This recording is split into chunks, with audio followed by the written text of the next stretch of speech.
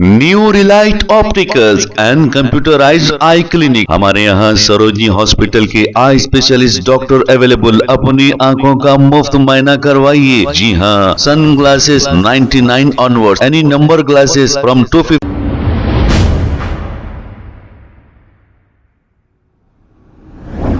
अस्सलाम वालेकुम नाजरीन, 7H न्यूज सच को रखे आपके आगे। वार्ड नंबर 23 मस्जिद आबेदा वादिये साले पैराडाइज फंक्शन हॉल के पास सीसी रोड बिल्कुल नहीं है और डेनिस का गंदा पानी बहता हुआ देखा जा सकता है। अब यहाँ पर कोई अवामी नुमाइंदा आता ही नहीं।